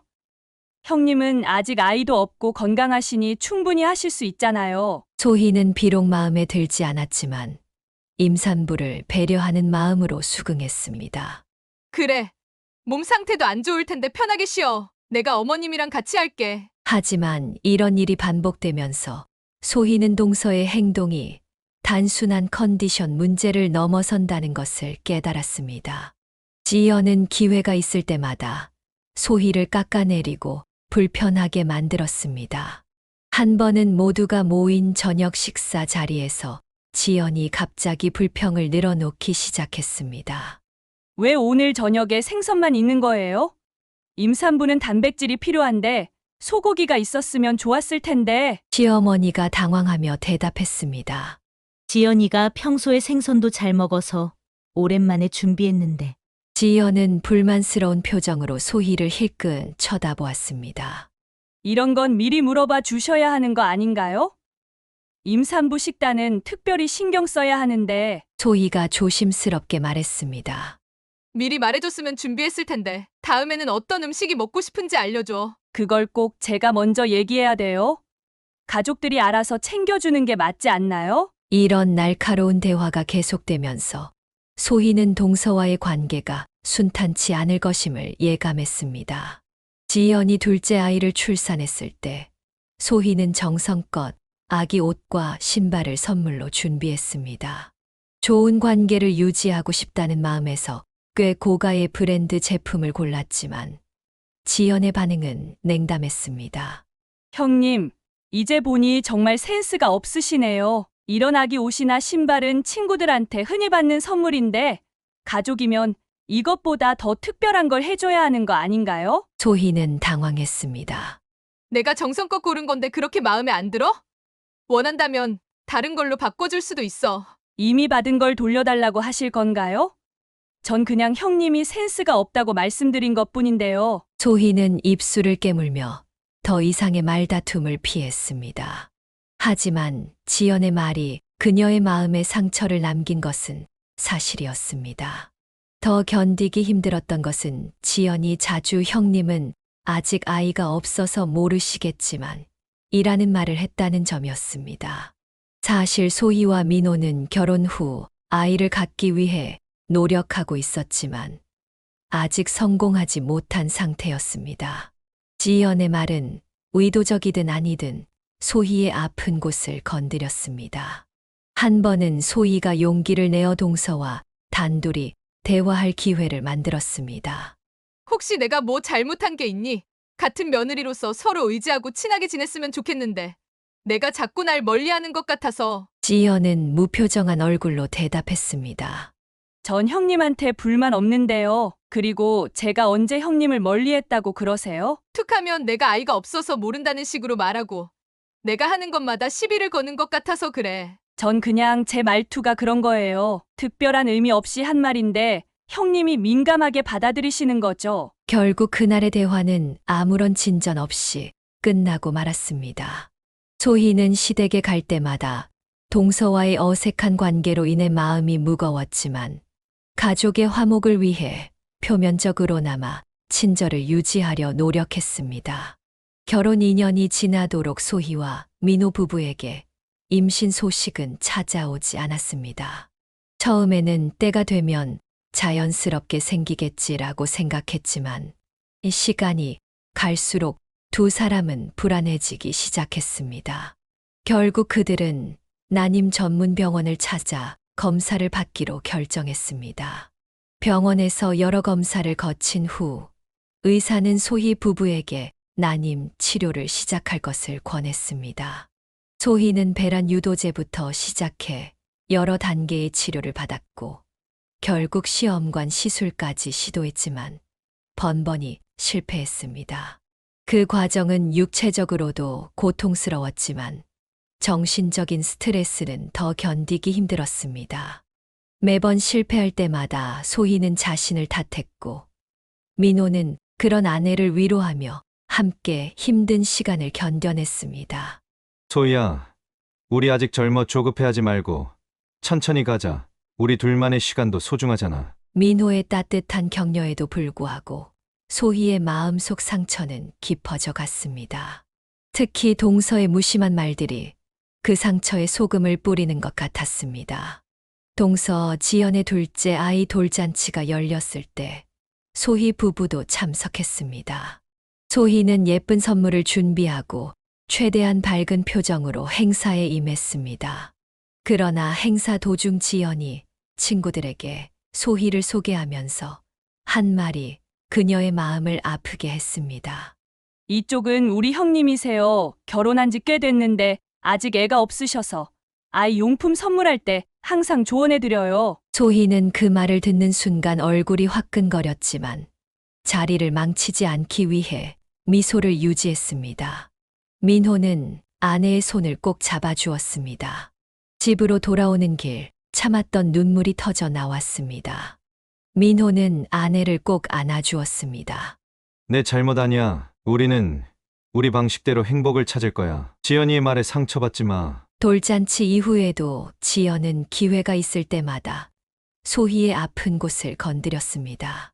명절에 모인 자리에서는 형님은 애가 없어서 모르시겠지만 육아는 정말 힘들어요 라고 말하기도 했고 아이 교육 관련 대화가 나올 때면 소희를 의도적으로 배제했습니다.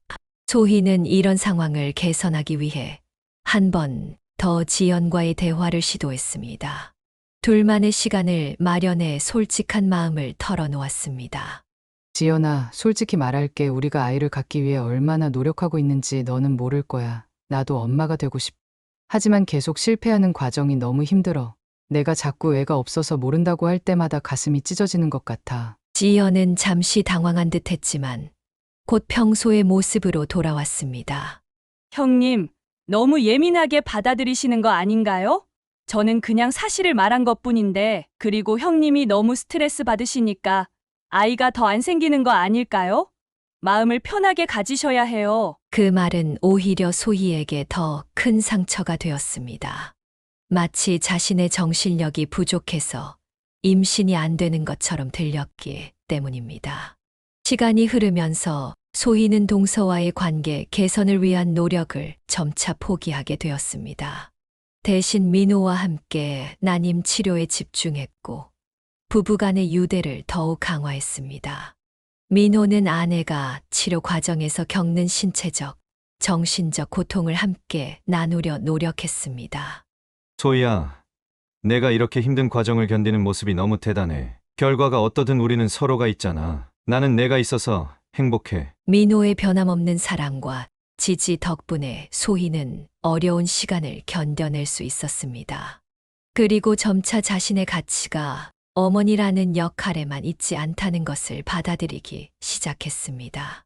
그녀는 가족 안에서, 직장에서, 그리고 사회 속에서 자신이 할 수 있는 역할에 더 집중하려 노력했습니다. 하지만 동서의 상처 주는 말들과 임신에 대한 사회적 압박 속에서 소희의 마음 속에는 여전히 아픔이 남아 있었습니다. 결혼 7년째 되던 해, 소희의 남편 민호에게 예상치 못한 건강 문제가 찾아왔습니다. 처음에는 단순한 피로감으로 생각했던 증상이 점차 심각해졌습니다. 민호는 지속적인 피로와 함께 피부가 가려워지고 얼굴과 눈 주위가 노랗게 변하기 시작했습니다. 소희의 권유로 종합검진을 받은 민호는 충격적인 진단을 받게 되었습니다. 의사는 심각한 표정으로 검사 결과를 설명했습니다. 간경화가 상당히 진행된 상태입니다. 평소 음주를 거의 하지 않으셨다고 했는데 비알코올성 간경화로 보입니다. 이런 경우 자가면역 질환이나 대사성 질환이 원인일 수 있습니다. 소희와 민호는 믿기지 않는 표정으로 의사의 말을 들었습니다. 민호는 평생 술과 담배를 거의 하지 않았고 건강에 신경 쓰는 편이었기 때문입니다. 의사는 계속해서 치료 방법을 설명했습니다. 현재 상태로는 약물 치료를 시도해 볼 수 있지만 증상이 더 악화된다면 간이식을 고려해야 할 수도 있습니다. 가족 중에 적합한 공여자가 있는지 미리 알아보시는 것이 좋겠습니다. 그날 이후 민호는 처방된 약을 꾸준히 복용했지만 상태는 점점 나빠졌습니다. 6개월이 지난 후 의사는 결국 간이식이 필요하다는 최종 판단을 내렸습니다. 더 이상 미룰 수 없는 상황입니다. 환자분의 간 기능이 급격히 저하되고 있어요. 간이식이 현재로서는 유일한 대안입니다. 이 소식을 들은 시댁 가족들은 크게 놀라고 걱정했습니다. 특히 시아버지는 아들의 상태를 보고 눈물을 흘리며 자책했습니다. 우리 아들이 어릴 때부터 집안을 위해 너무 고생했어. 고등학교 때부터 신문 배달하면서 공부했는데 대학도 못 보내고 그런데 이렇게 아프다니. 소희는 시부모님을 위로하면서도 남편의 치료 방법을 찾기 위해 동분서주했습니다. 그러던 중 시동생이 형을 위해 자신이 간이식을 하겠다고 나섰습니다. 형, 내가 간이식해 줄게. 벌써 검사도 받아봤는데 적합하대. 형이 우리 가족 위해 평생 고생했으니 이번엔 내가 형을 도울 차례야. 하지만 이 소식을 들은 동서지연은 격렬하게 반대했습니다. 미쳤어. 나한테는 한마디도 없이 이런 결정을 했다고? 애가 셋이나 있는 사람이 그런 위험한 수술을 어떻게 받겠다는 거야? 우리 형이 위험한 상황인데 내가 안 도와주면 누가 도와줘? 당신은 우리 애들 아빠이기도 하잖아. 혹시라도 수술에 문제가 생기면 나와 아이들은 어떻게 살아가라고? 지연의 말도 일리가 있었습니다. 세 아이의 아버지인 신우에게 간이식 수술의 위험을 감수하라고 하는 것은 무리였습니다. 소희도 이 점을 이해했기에 말리지 않았지만 남편의 생명이 위태로운 상황에서 다른 방법을 찾아야 했습니다. 깊은 고민 끝에 소희는 스스로 결정을 내렸습니다. 몰래 병원에 가서 간이식 적합성 검사를 받았고 다행히 적합 판정을 받았습니다. 가족들이 모인 자리에서 소희는 자신의 결정을 알렸습니다. 제가 민호 씨에게 간이식을 하겠습니다. 이미 검사를 마쳤고 적합하다는 결과가 나왔어요. 서방님은 아이들이 있으니 건강하게 가족을 돌봐야 해요. 이 발표에 모두가 놀랐고 민호는 소희의 손을 잡으며 울먹였습니다. 안 돼.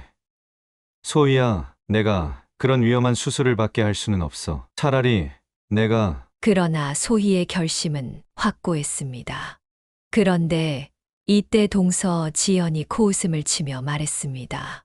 진작에 형님이 한다고 하시지 그랬어요. 괜히 우리 신우 때문에 걱정하게 만들고 당연히 해야 할 일을 뭐 그렇게 대단한 일처럼 말씀하세요. 그 말에 시동생 신우가 분노했습니다.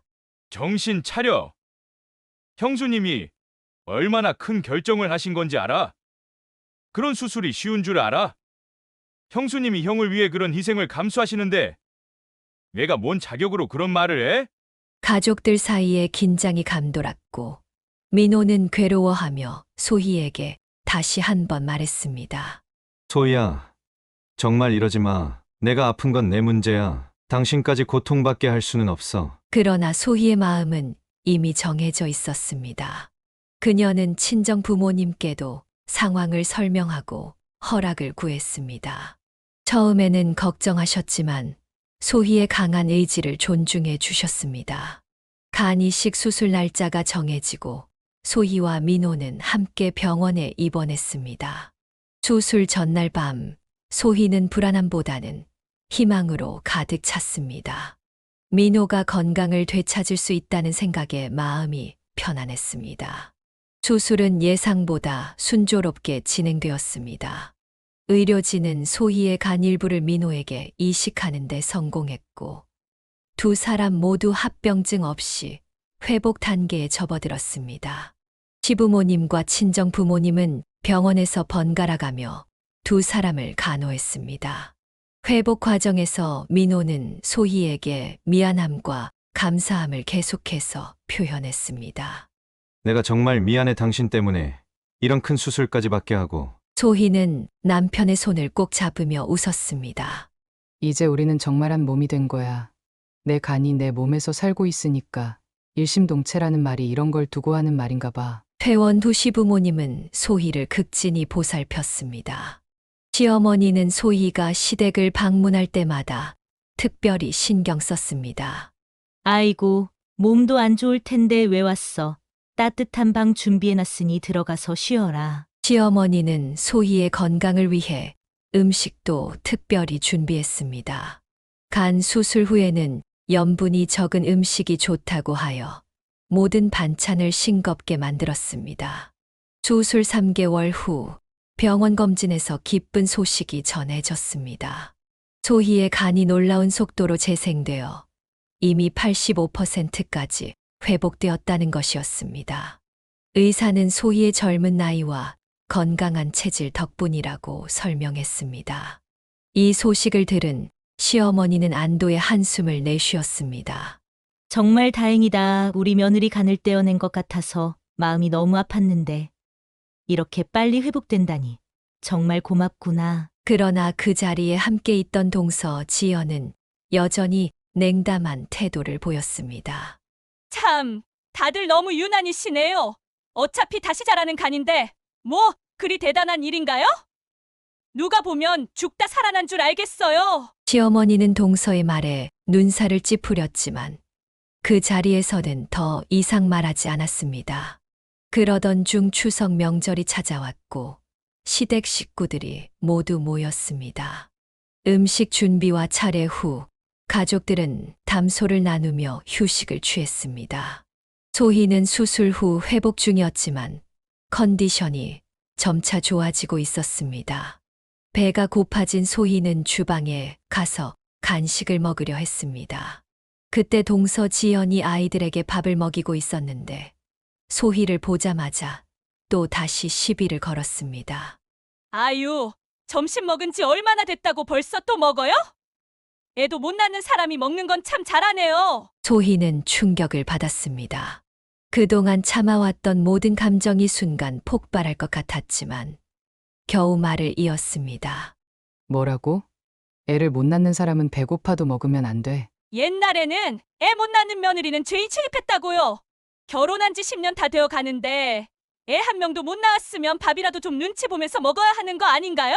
소희가 더 말하려는 순간 주방 밖에서 이 대화를 듣고 있던 시어머니가 들어왔습니다. 평소 온화하던 시어머니의 얼굴에 분노가 서려 있었습니다. 그리고 갑자기 동서의 뺨을 세게 때렸습니다. 너 도대체 언제까지 형님한테 그렇게 말할 거니? 형님이 결혼해서 애가 안 생겨 얼마나 힘들었는지 알면서 왜 자꾸 그 상처를 건드리는 거야? 그 소리에 시아버지와 민호, 시동생까지 주방으로 달려왔습니다. 상황을 파악한 시동생은 아내를 향해 분노했습니다. 당신 정말 미쳤어. 형수님이 우리 영을 살리기 위해 자기 몸을 내놓은 분인데 어떻게 그런 말을 할 수 있어? 동서는 온 가족의 질책을 받자 눈물을 흘리며 집 밖으로 뛰쳐나갔습니다. 그날 이후 시동생은 아내에게 강력하게 경고했다고 합니다. 한 번만 더 형수에게 함부로 대하면 이혼도 불사하겠다는 말까지 했다고 나중에 알게 되었습니다. 그 일을 계기로 동서의 태도는 180도 바뀌었습니다. 이제 소희 앞에서는 고개를 숙이고 말수도 줄였습니다. 하지만 소희는 10년 동안 쌓인 상처를 쉽게 잊을 수 없었습니다. 한 번은 동서가 소희를 따로 불러 사과했지만 소희는 진심을 느낄 수 없었습니다. 저 정말 잘못했어요. 시댁 식구들이 다 저를 미워하는 것 같아서 힘들어요. 형님이 좀 도와주세요. 소희는 동서의 갑작스런 변화가 진심이 아니라 가족들의 질책 때문이라는 것을 알았기에 더 이상의 도움은 거절했습니다. 간이식 수술 이후 1년이 지났을 무렵 소희와 민호의 건강은 모두 완전히 회복되었습니다. 두 사람은 어느 봄날 저녁 창가에 앉아 앞으로의 삶에 대해 깊은 대화를 나누었습니다. 그동안 아이를 갖기 위해 온갖 노력을 해왔지만 이제는 다른 방향으로 생각해 볼 때가 되었습니다. 소희야, 우리 이제 어떻게 할까? 우리 둘만의 삶도 충분히 행복하지만 민호의 말을 듣던 소희는 문득 며칠 전 뉴스에서 본 해외 입양 아동에 관한 이야기가 떠올랐습니다. 우리 입양할까 입양에 대해 생각해 본 적 있어. 아직도 우리나라에서 매년 수백 명의 아이들이 해외로 입양되고 있대. 그 아이들에게 우리가 가정을 줄 수 있다면 어떨까? 민호의 눈이 밝아졌습니다. 그는 소희의 손을 꼭 잡았습니다. 정말 좋은 생각이야. 우리가 받은 사랑을 그 아이들에게 나눠줄 수 있을 거야. 결정을 내린 두 사람은 다음 날 바로 입양기관에 연락했습니다. 상담사는 국내 입양과 해외 입양 대상 아동들에 대한 정보, 그리고 입양 절차의 복잡성에 대해 설명해 주었습니다. 소희는 예상보다 훨씬 까다로운 절차에 놀랐지만 민호와 함께 모든 과정을 하나씩 준비해 나가기로 했습니다. 그들은 먼저 가족들에게 이 결정을 알렸습니다. 소희의 부모님은 딸의 결정을 전적으로 지지해 주었습니다. 소희야, 정말 훌륭한 생각이다. 꼭 핏줄이 이어져야만 가족이 되는 건 아니란다. 할머니가 너희 엄마를 딸처럼 생각했던 것처럼 너희도 그 아이에게 진정한 부모가 될 수 있을 거야. 시부모님도 처음에는 놀라셨지만 곧 두 사람의 결정을 응원했습니다. 특히 시어머니는 눈물을 글썽이며 말씀하셨습니다. 우리 며느리가 이런 큰 결정을 했다니. 할머니가 계셨다면 얼마나 자랑스러워하셨을까. 우리가 할 수 있는 모든 도움을 줄게. 입양 절차는 생각했던 것보다 복잡하고 오래 걸렸습니다. 가정조사, 심리평가, 교육과정, 서류 준비 등 수많은 단계를 거쳐야 했습니다. 때로는 지치고 지루한 과정이었지만 소희와 민호는 서로를 격려하며 한 단계씩 나아갔습니다. 그들은 입양 준비 과정에서 비슷한 상황에 있는 다른 부부들과도 교류하게 되었습니다. 난임으로 고통받다가 입양을 선택한 가족들, 이미 입양에 성공한 가족들의 이야기를 들으며 큰 위로와 용기를 얻었습니다. 소희는 자신의 경험을 통해 난임으로 고통받는 다른 부부들에게도 말을 전하고 싶었습니다. 난임을 겪으면서 자신을 미워하고 세상을 원망하게 되는 순간들이 많았어요. 하지만 그것이 내 가치를 결정하는 것은 아니라는 걸 이제는 알아요. 가족의 형태는 다양할 수 있고 사랑으로 연결된 가족이 진정한 가족이라고 생각해요. 입양 준비를 하는 과정에서 소희와 민호는 자신들의 삶을 돌아보는 시간도 가졌습니다. 할머니가 보여주신 무조건적인 사랑, 부모님의 헌신, 시부모님의 따뜻함, 이 모든 것을 자신들도 아이에게 전해줄 수 있을 것이라는 확신이 들었습니다. 특히 소희는 어린 시절 할머니가 자신을 키워주셨던 것처럼 입양될 아이에게도 그러한 사랑을 전해주고 싶었습니다. 할머니의 자장가, 맛있는 간식, 인내심 어린 가르침. 이 모든 것을 기억하며 소희는 어떤 부모가 될지 그려보았습니다. 비록 아직 어떤 아이가 그들의 가족이 될지 알 수 없었지만 소희와 민호는 이미 마음속으로 그 아이를 사랑하기 시작했습니다. 그들은 아이의 방을 꾸미고 책을 모으고 아이와 함께 할 일들을 계획했습니다. 소희는 또한 자신처럼 장기 이식을 통해 가족을 구한 사람들에게도 응원의 마음을 전하고 싶었습니다. 수술은 힘들었지만 그 과정에서 가족의 소중함을 더 깊이 느꼈어요. 지금 그런 과정을 겪고 계신 분들께 꼭 말씀드리고 싶어요. 모든 고통은 지나가고 더 단단한 가족이 될 수 있다고요. 소희와 민호의 새로운 여정은 이제 막 시작되었습니다. 그들의 삶에는 여전히 불확실성과 도전이 있지만 서로를 향한 사랑과 새 가족을 맞이할 기대로 가득 차 있었습니다. 할머니가 심어준 사랑의 씨앗은 이제 새로운 형태로 계속해서 자라나고 있었습니다. 사연을 듣고 댓글을 남겨주시기 바랍니다. 사소한 의견일지라도 사연자분에게는 큰 힘이 됩니다. 노골적인 악성 댓글은 사연자분에게 상처가 될 수 있으니 삼가주시기 바랍니다.